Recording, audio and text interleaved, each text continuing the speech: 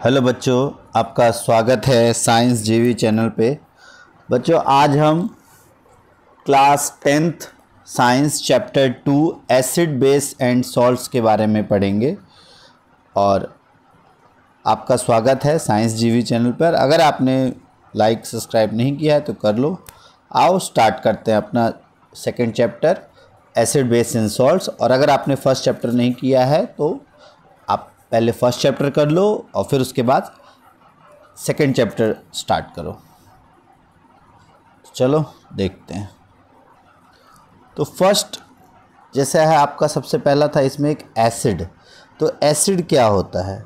तो what is acid? तो acid की जब हम बात करते हैं, आपने 8th 7th क्लास में पढ़ा होगा कि जिनका टेस्ट जो है वो सार हो या खट्टा हो, और वो क्या करते हैं, ब्लू लिटमस को रेड लिटमस में चेंज कर देते हैं, ब्लू लिटमस सॉल्यूशन को रेड कन्वर्ट कर देते हैं। और क्या खास बात होती है उनमें, वो एक्वस सॉल्यूशन में वो H+ आयंस देते हैं। और इनका वर्ड जो है वो टर्म एसिड ये लैटिन वर्ड एसिडस से आया, जिसका मतलब होता है सोर। अब हमारे आसपास जो एसिड्स यूज़ होते हैं उसमें जो कुछ एसिड्स हैं वो स्ट्रॉन्ग होते हैं और कुछ वीक होते हैं। और अधिकतर वीक एसिड्स जो हैं, अब स्ट्रॉन्ग एसिड्स जैसे HCl हाइड्रोक्लोरिक एसिड, H2SO4 होता है sulphuric acid, HNO3 nitric acid. तो ये नाम आपको पता होने चाहिए। फिर आपका वीक एसिड्स जो है ये हमारे लिए उतने हानिकारक नहीं होते और ये मेनली ह्यूमन बॉडी में भी प्रोड्यूस होते हैं या जो ऑर्गेनिजम्स है उससे हमें मिलते हैं, जैसे acetic acid, oxalic acid, lactic acid जो आपका कर्ड में मिलता है, ऑक्जेलिक एसिड जो टमाटो वगैरह में मिलता है। तो इस तरह के एसिड्स ये वीक एसिड्स होते हैं। अब कंसनट्रेटेड एसिड्स क्या होते हैं? जब एसिड की मात्रा ज़्यादा हो और पानी की मात्रा कम हो, उसको हम कहते हैं कंसनट्रेटेड एसिड। और जब हम उसमें ज़्यादा अमाउंट ऑफ वाटर ऐड कर देते हैं और लेस अमाउंट ऑफ एसिड होता है, that is called dilute acid. और नॉर्मली हम लैब्स में डाइल्यूट एसिड का ज़्यादा इस्तेमाल करते हैं। और जब अभी आगे पढ़ेंगे डाइल्यूशन करना होता है, वो भी अभी हम पढ़ेंगे उसमें क्या किया जाता है। तो ये 4 टर्म आपको क्लियर हो गए। अब बेस की अगर हम बात करें तो ये भी आपने पढ़ा होगा 8th क्लास में, खासकर कि बेस जो है 8th और 7th में है ये। तो 8 बेस का जैसे आपका एसिड सार टेस्ट किया था, खट्टा टेस्ट करता है, ये कड़वा, इसका टेस्ट जो है कड़वा करेले जैसा होता है और ये छूने में सोपी फीलिंग देता है। जो सोप्स हैं आपके, तो जिसमें भी सोपी फीलिंग है उसमें कहीं ना कहीं कोई ना कोई बेस ज़रूर होता है। आप देखोगे साबुन में आपके बेस होता है, जैसे हाथ धोते हो उसमें कुछ ना कुछ बेसिक कंपोनेंट होता है। और दूसरा इम्पॉर्टेंट पॉइंट क्या है, ये रेड लिटमस को ब्लू में चेंज कर देता है। और जिस तरह से एसिड H+ देता था, तो ये OH- आयंस अपने एक्वस सॉल्यूशंस में देते हैं। और कॉमन जो स्ट्रॉन्ग बेसिस हैं उसमें है आपका sodium hydroxide, NaOH, potassium hydroxide, KOH and calcium hydroxide. और वीक बेस है आपका अमोनियम हाइड्रोक्साइड। और कुछ बेसिस जो वाटर में सॉल्युबल होते हैं उनको कहा जाता है एल्कली। ठीक है, सारे बेस वाटर में सॉल्युबल नहीं होते, लेकिन जो स्ट्रॉन्ग बेस है वो मेनली सॉल्युबल होते हैं। तो जो बेस वाटर में सॉल्युबल होते हैं that are known as alkali. तो हम यहाँ कह सकते हैं कि ऑल एल्कली आर बेसिस। ये क्वेश्चन आता है कि all alkali are bases but all bases are not alkali. ठीक है, तो और जो बेस वाटर में डिजॉल्व होंगे उनको हम कहते हैं एल्कली। थर्ड हमारा इसमें है सॉल्ट। सॉल्ट क्या होता है ये भी आपने पढ़ा होगा। जब हम एसिड और बेस का रिएक्शन करते हैं तब एक कंपाउंड बनता है जिसे हम कहते हैं सॉल्ट। जो कॉमन सॉल्ट जो हमारे आसपास हम देखते हैं NaCl और KCl। अब एसिड, बेस और सॉल्ट के बारे में तो हमने देखा, लेकिन क्या इसको हमेशा टेस्ट करके तो हम नहीं चेक कर सकते, क्योंकि जो स्ट्रॉन्ग एसिड्स है उसको हम टेस्ट नहीं कर सकते। तो उसको पता लगाने के लिए हम कुछ इंडिकेटर्स का इस्तेमाल करते हैं, इंडिकेटर्स जिससे हमको पता लगे। तो इंडिकेटर्स क्या होते हैं? The substance that change their colour और smell in different types of substance. कि एसिड में अलग वो कलर और टेस्ट स्मेल करते हैं, बेस में डिफरेंट करते हैं और सॉल्ट में डिफरेंट करते हैं। Salt mainly neutral compound, acid base and neutral, acid base and salt. Next, अब इन टाइप्स ऑफ इंडिकेटर्स की अगर हम बात करें तो मेनली 3 टाइप्स के इंडिकेटर्स होते हैं। पहले नेचुरल इंडिकेटर्स जो हमको नेचर में फाइंड आउट होता है, लाइक प्लांट से निकाले जाते हैं, जैसे litmus, red cabbage leaves, red cabbage के लीव्स एक्सट्रैक्ट, जो हाइड्रेंजिया फ्लावर्स प्लांट के हैं उसके, और टर्मरिक। तो मेजर आपका litmus, red cabbage, hydrangea plant leaves, flower and turmeric, ये आपके नेचुरल इंडिकेटर्स हैं। सिंथेटिक इंडिकेटर्स ये केमिकल सब्सटेंसेस होते हैं, इसमें दो आप ध्यान रखो, मिथाइल ऑरेंज एंड फिनोफ्थेलिन। एक मेनली एसिड इंडिकेटर होता है और एक बेस इंडिकेटर।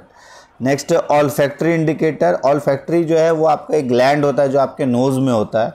तो ऑल्फैक्टरी इंडिकेटर्स वहीं से समझ जाओ जिसको हम सूंघने से अलग अलग हमको पता चल जाए। तो this substance have different colours in acid and base, like इसके एग्जांपल है वनीला, अनियन एंड क्लोव।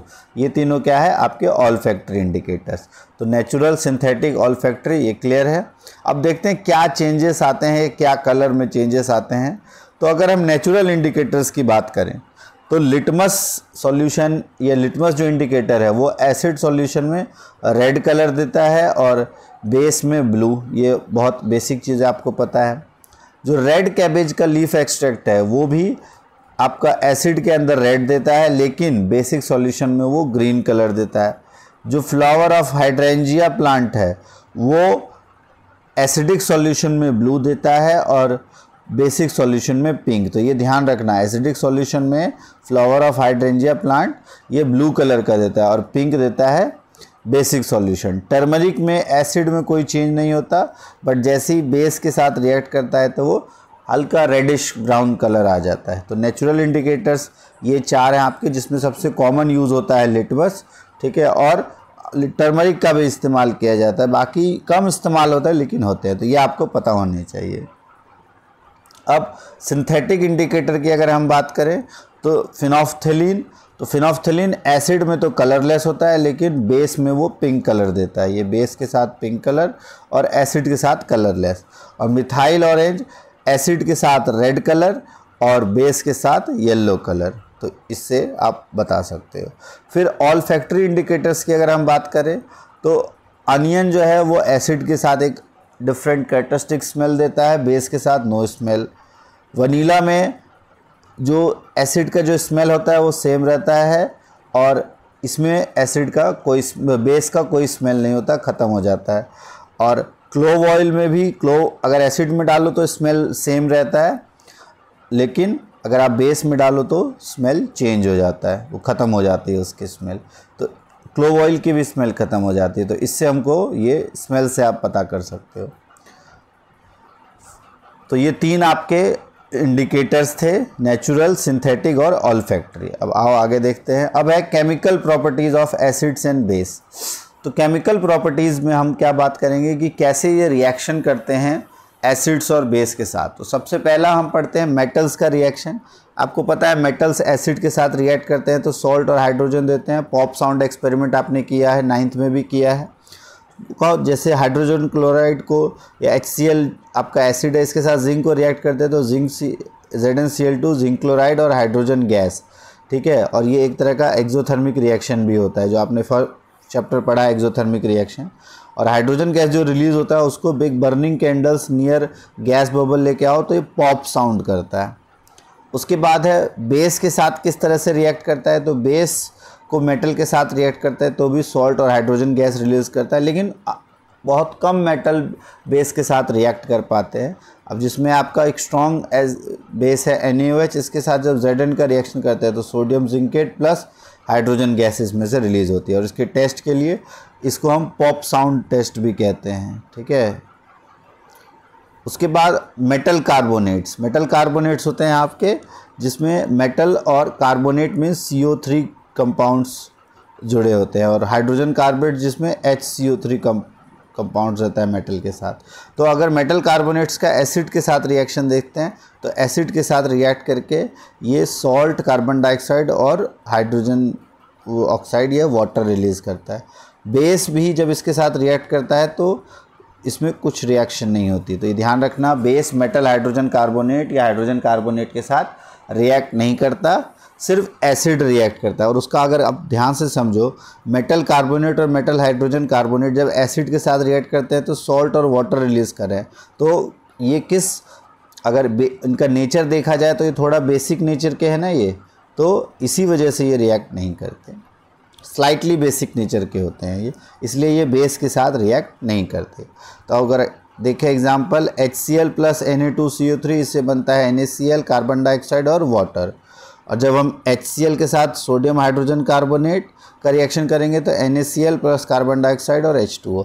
और इस कार्बन डाइऑक्साइड का टेस्टिंग के लिए हम लाइम वाटर CaOH2 का जो है, इसे हम लाइम वाटर कहते हैं, इसका एक को सॉल्यूशन, जब इसके साथ कार्बन डाइऑक्साइड पास करते हैं तो कैल्शियम कार्बोनेट, और ये इनसॉल्युबल सब्सटेंस होता है, वाइट कलर का प्रेसिपिटेट और वाटर। और इसी रिएक्शन का इस्तेमाल जब हम वाइट वॉश में करते हैं, वाइट वॉश के कुछ देर बाद हमारी दीवारें चमकने लगती हैं, सेम इसी के कारण, क्योंकि कार्बन डाइऑक्साइड के साथ रिएक्ट करके ये कैल्शियम कार्बोनेट बना लेता है और ये मिल्की टर्न्स हो जाता है वो टेस्ट ट्यूब। और अगर इसमें एक चीज़ ध्यान रखना, अगर एक्सेस CO2 पास करें तब ये दोबारा कैल्शियम कार्बोनेट में अगर एक्सेस CO2 पास करते रहे तो ये कैल्शियम हाइड्रोजन कार्बोनेट बन जाता है और ये दोबारा सॉल्युबल हो जाता है और मिल्कीनेस डिसअपियर हो जाते हैं। तो ये चीज़ आपको इसमें ध्यान रखनी है। अगला है reaction of acids and base with each other. अब आपने पढ़ा है एसिड और बेस का जब रिएक्शन होता है तो सॉल्ट और वाटर बनता है, और इस रिएक्शन को कहते हैं न्यूट्रलाइजेशन रिएक्शन। ठीक है, the acid reaction of acid with base to give salt and water is called neutralization reaction. Example, HCl and NaOH, hydrochloric acid plus NaOH gives NaCl plus H2O। अच्छा, इसमें एक चीज़ आपको ध्यान रखनी है, स्ट्रॉन्ग एसिड और वीक बेस का अगर रिएक्शन होता है तो क्या बनता है, स्लाइटली सॉल्ट एसिडिक या बेसिक बनता है। तो जब स्ट्रॉन्ग एसिड और वीक बेस का बनता है, लाइक HCl और वीक बेस, अगर आप अमोनियम हाइड्रोक्साइड यूज़ करो तो आपका जो सॉल्ट बनेगा वो अमोनियम क्लोराइड बनेगा, वो स्लाइटली, अगर आप वीक बेस जैसे NH4OH इस्तेमाल करते हैं तो आपका क्या बन जाएगा, NH4Cl और वाटर, तो ये स्लाइटली एसिडिक सॉल्ट होगा NH4OCl। उसके बाद वीक एसिड की अगर हम बात करें तो जैसे CH3COH और उसके साथ स्ट्रॉन्ग बेस NaOH का इस्तेमाल करेंगे तो बेसिक सॉल्ट बनेगा CH3COONA और वाटर। तो जब स्ट्रॉन्ग एसिड वीक बेस बने तो क्योंकि वो हल्का सा एसिडिक है इसलिए pH जो है वो लेस देन 7 होगा उस सॉल्ट का। नॉर्मली सॉल्ट का 7 होता है बट उसका लेस देन 7 होगा। और जब हम स्ट्रॉन्ग बेस यूज़ करेंगे तो उसका pH स्लाइटली मोर देन 7 होगा क्योंकि स्ट्रॉन्ग बेस है। और जब स्ट्रॉन्ग एसिड स्ट्रॉन्ग बेस या वीक एसिड वीक बेस करेंगे तब दोनों का सॉल्ट का pH न्यूट्रल होगा और 7 होगा इसका pH। अब आगे है reaction of metal oxides. Metal oxides होते हैं आपके कैल्शियम ऑक्साइड, मैग्नीशियम ऑक्साइड्स, और ये मेटल ऑक्साइड्स बेसिक नेचर के होते हैं। ये हमने फर्स्ट चैप्टर में भी किया था। लाइक जब मैग्नीशियम ऑक्साइड को हमने वाटर में मिलाया था तब बना था मैग्नीशियम हाइड्रोक्साइड, और मैग्नीशियम हाइड्रोक्साइड जो है एक बेसिक कंपोनेंट होता है। ये टेस्ट भी हमने किया था, जो ब्लू कलर का सॉल्यूशन आता है लिटमस के साथ। तो अधिकतर मेटल ऑक्साइड्स जो है वो बेसिक नेचर के होते हैं, और जब उनका एसिड के साथ टेस्ट किया जाता है, क्योंकि ये बेसिक नेचर के हैं तो एसिड के साथ जब टेस्ट करेंगे तो सॉल्ट प्लस वाटर देता है। For example, calcium hydroxide plus HCl gives calcium chloride plus water. और इसके जस्ट अपोजिट नॉन मेटल्स के ऑक्साइड एसिडिक नेचर के होते हैं, तो एसिड के साथ तो ट्रीट नहीं होंगे, उनका हम बेस के साथ रिएक्शन कराते हैं। Non metal oxides are acidic in nature. तो नॉन मेटल ऑक्साइड है जैसे कैल्शियम हाइड्रोक्साइड, जब इसका कार्बन डाइऑक्साइड के साथ रिएक्शन करेंगे तो एक salt calcium carbonate plus water बनता है। यह भी हमने पढ़ा था। अब रिएक्शन ऑफ एसिड अगर आप ध्यान रखो तो सबसे पहला मेटल कार्बोनेट के साथ करते हैं तो क्या बना, सॉल्ट कार्बन डाइऑक्साइड वाटर। सिर्फ मेटल के साथ करेंगे तो salt plus hydrogen gas. Metal hydrogen carbonate के साथ करेंगे तो यही सेम तीनों चीज़, salt plus carbon dioxide plus water. Metal oxide के साथ एसिड का रिएक्शन किया है हमने तो क्या बना, सॉल्ट और वाटर। बेस के साथ एसिड का रिएक्शन करेंगे, सॉल्ट और वाटर। और ये टोटल 5 आपके इम्पॉर्टेंट एसिड के रिएक्शंस है। अब अगर हम बेस के रिएक्शंस देखें तो रिएक्शंस ऑफ बेस में भी आपका अगर मेटल के साथ करते हैं तो सॉल्ट और हाइड्रोजन, मेटल कार्बोनेट्स के साथ करेंगे तो नो रिएक्शन, ठीक है। हाइड्रोजन कार्बोनेट के साथ बेस का कोई रिएक्शन नहीं होता। एसिड के साथ सॉल्ट प्लस वाटर और नॉन मेटल ऑक्साइड के साथ salt plus H2O, salt plus water. Next है, अब एसिड्स और बेस में क्या चीज़ ऐसा है जो कॉमन होता है? तो सभी एसिड्स में H+ आयंस कॉमन होते हैं। वो H+ आयंस जैसे उनका सॉल्यूशन बनता है उसमें ये रिलीज़ कर देते हैं, जिस एसिडिक प्रॉपर्टी के लिए रिस्पॉन्सिबल होता है वही H+ आयंस। और हर एक बेस में OH- आयन, ये जिसे हम हाइड्रोक्सिल आयंस कहते हैं, ये अवेलेबल होते हैं। तो सभी बेस में जो कॉमन है हाइड्रोक्सिल आयंस ये कॉमन होते हैं। तो all acids have H+ ions and all basis have OH- या हाइड्रोक्सिल आयंस। नाउ एसिड्स और बेस इन वाटर सॉल्यूशंस। तो जब आपको पता है, अभी हमने पढ़ा, acid produces H+ ions in presence of water. Acid जो है वो वाटर के प्रेजेंस में H+ आयंस देता है, और H+ आयंस अकेले एग्जिस्ट नहीं करता, ये हमेशा वाटर के साथ एग्जिस्ट करते हैं, जिसे हम कहते हैं हाइड्रोनियम आयन या H3O+। तो H+ plus H2O gives H3O+ plus Cl-। और जब इसी तरह से अगर हम HCl का वाटर के साथ रिएक्ट करते हैं तो H3O+ आयंस और Cl- आयंस में ये डिवाइड हो जाता है।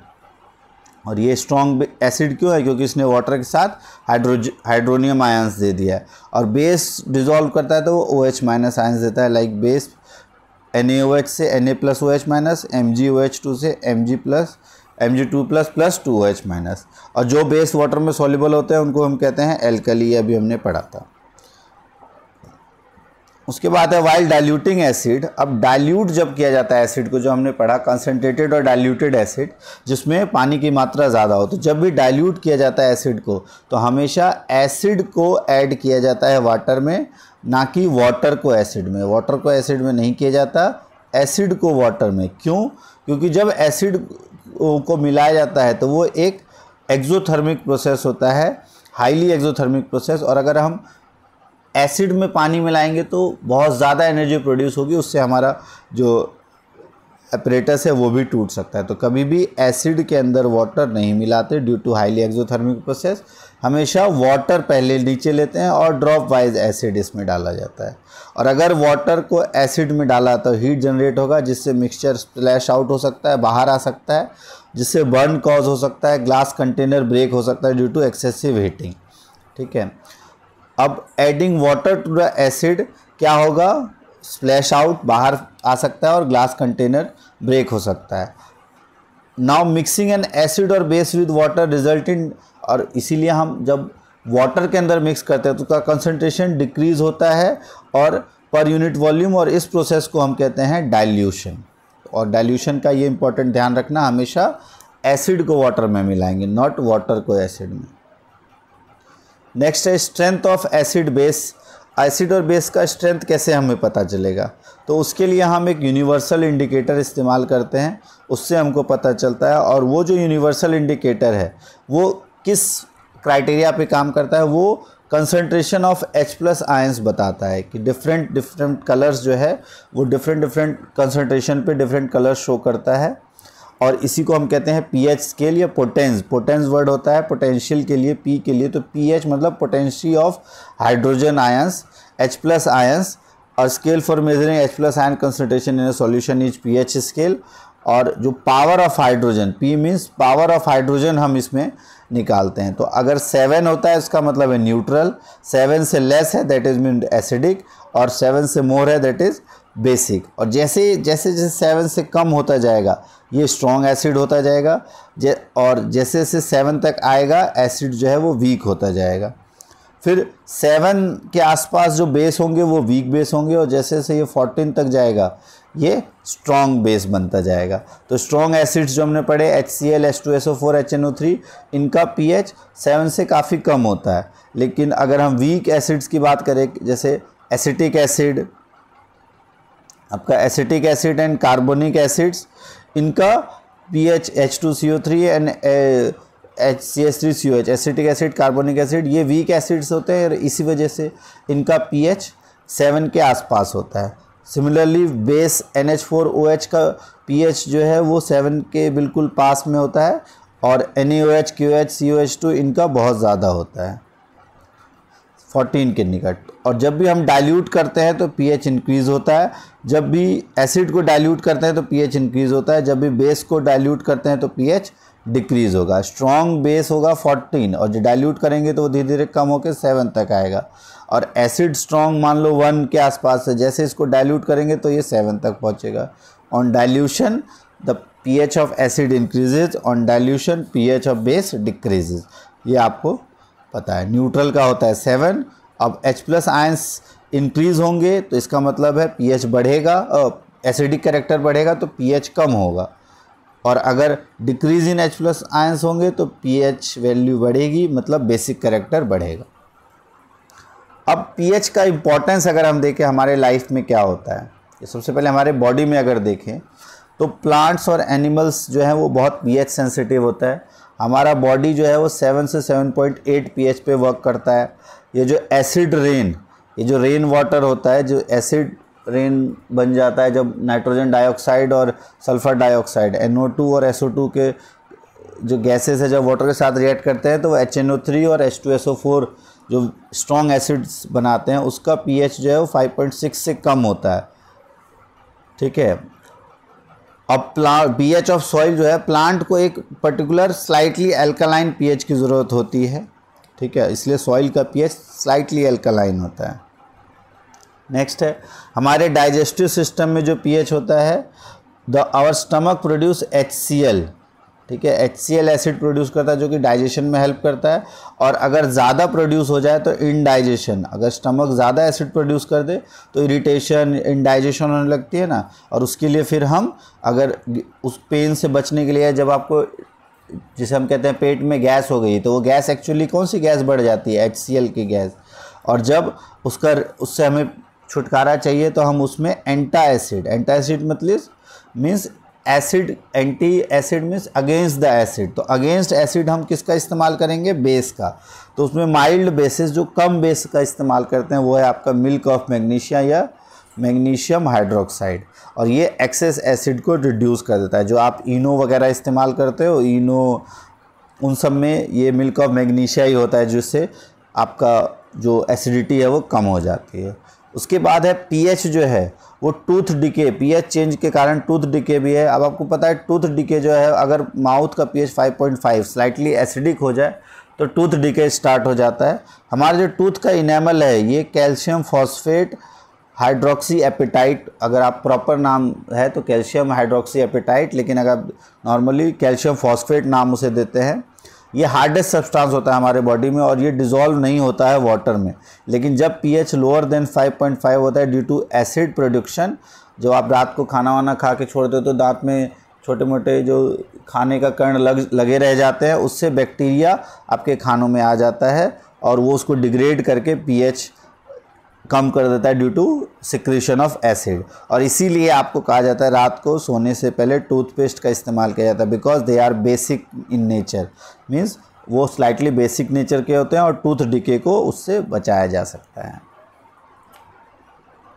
इसके अलावा जो आपने एसिड्स और बेस का देखा हो, जो बी स्टिंग, कभी अगर मधुमक्खी काटे तो आपको बहुत ज़्यादा पेन होने लगता है, इरिटेशन होने लगती है, तो वो अपना एक डिफेंस की तरह से इस्तेमाल करता है। लेकिन उसमें एक बी स्टिंग में एक एसिड होता है, इस कारण से वो बहुत ज़्यादा हमको पेन करता है। और उससे बचने के लिए mild base like baking soda, अगर जहाँ पे आपको काटा है उस एरिया पे अगर बेकिंग सोडा लगा दो स्टंग एरिया पे तो बहुत रिलीफ मिलता है, क्योंकि बेकिंग सोडा एक बेसिक कंपोनेंट होता है। उसके अलावा जो नेटल लीव्स हैं उनमें भी मेथेनोइक एसिड होता है जिससे कि बर्निंग सेंसेशन होता है। और जब उसको हम डॉग प्लांट एक प्लांट है जो कि बेसिक कंपोनेंट रिलीज़ करता है, तो अगर डॉग प्लांट के लीफ से उसे अगर हम रब करें तो हमको रिलीफ मिलेगा। तो नेटल लीफ का तोड़ क्या है, डॉग प्लांट लीफ, एंड आपका बी स्टिंग का है बेकिंग सोडा, ये ध्यान रखना। जो आपका आंट स्टिंग है उसमें भी एक एसिड होता है, उसमें भी आप इस्तेमाल कर सकते हैं बेस का। अब जो हमने पढ़ा pH की अगर हम बात करें तो स्ट्रॉन्ग एसिड और strong base, neutral salt, strong acid weak base, acidic salt उसका pH 7 से कम NH4Cl, और स्ट्रॉन्ग बेस और weak acid basic salt pH 7 से स्लाइटली ग्रेटर CH3CONA, जो अभी हमने पढ़ा। अब नेक्स्ट है chemical chemicals from common salt. Common salt जो NaCl है उससे क्या क्या बन सकता है। तो सबसे पहले देखते हैं हम सोडियम हाइड्रोक्साइड, जिसे हम कॉस्टिक सोडा भी कहा जाता है। तो जब इलेक्ट्रिसिटी पास की जाती है NaCl से तो वो डिकम्पोज होके NaOH बना लेता है। NaCl का जो सॉल्यूशन है, जिसे हम ब्राइन सॉल्यूशन कहते हैं, जब उससे इलेक्ट्रिसिटी पास करते हैं तो सोडियम हाइड्रोक्साइड बनता है, जिसे हम क्लोर एल्कली प्रोसेस कहते हैं। ठीक है, इसमें किया क्या जाता है, तो इस तरह से ये हमारा पार्ट 1 है। अब पार्ट 2 में जो थोड़ा बहुत टॉपिक बचा है और क्वेश्चन आंसर्स वो हम करेंगे। तो ये यहाँ तक आप कर लो, और अगर कोई डाउट आता है तो आप कमेंट बॉक्स में लिख सकते हो। और अगर आपको अभी वीडियो अच्छी लगी हो तो लाइक करो और अपने दोस्तों तक शेयर करो। Thanks for watching and please subscribe science GB।